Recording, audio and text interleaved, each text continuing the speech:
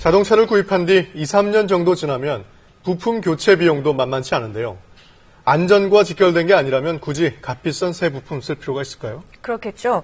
이 중고 부품을 쓰면 비용을 크게 줄일 수는 있지만 소비자 대부분이 꺼려하고 있습니다. 뭐가 문제인지 김희용 기자가 짚어봤습니다.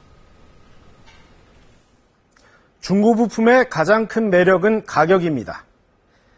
2004년식 르노 삼성의 SM5를 볼까요? 출시된 지 10년이 지난 차인데 사이드 미러를 새 걸로 교체하려면 부품값만 9만 5천 원이 듭니다. 하지만 중고품을 쓸 경우 3만 원이면 됩니다. 이처럼 중고 부품의 가격은 신제품의 3분의 1도 안 되는 싼 값인데요. 자동차 선진국인 미국에선 부품값으로 지급되는 보험금 가운데 중고품 비중이 20% 가까이 됩니다. 우리나라는 어떨까요? 보험사들이 1년 동안 부품값으로 지급하는 보험금이 2조 1천억 원에 이르는데 이 가운데 중고 부품 비용은 67억 원, 0.3%에 불과합니다.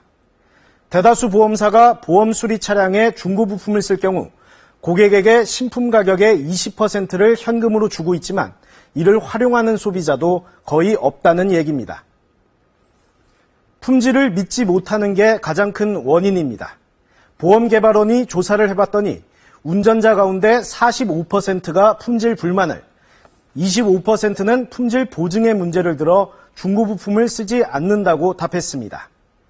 이런 소비자들의 불만을 줄여 중고 부품 사용을 늘리고 있는 현장을 취재했습니다. 이달 초 경기도에 문을 연 국내 최대 차량 재활용 센터. 하루 평균 80대가 유리는 물론 나사 하나까지 일일이 분류돼 해체됩니다. 이렇게 수거된 부품들은 세척과 보수 과정을 거친 뒤 일반에 판매됩니다. 엔진 같은 중요 부품은 성능 시험을 거치고 안전과 직결된 제동 장치 등은 재활용 대상에서 제외됩니다. 저희 자원순환센터에서 되살릴 수 있는 모든 부분들 약 98%까지 재활용을 할 수 있는 시스템이 구축이 되어 있는데요. 품질이 확인된 중고 부품만 파는 전문 인터넷 쇼핑몰도 등장했습니다. 자동차 해체 재활용 협회가 운영하는 이 쇼핑몰에서 중고 부품을 사면 교환과 환불이 보장됩니다.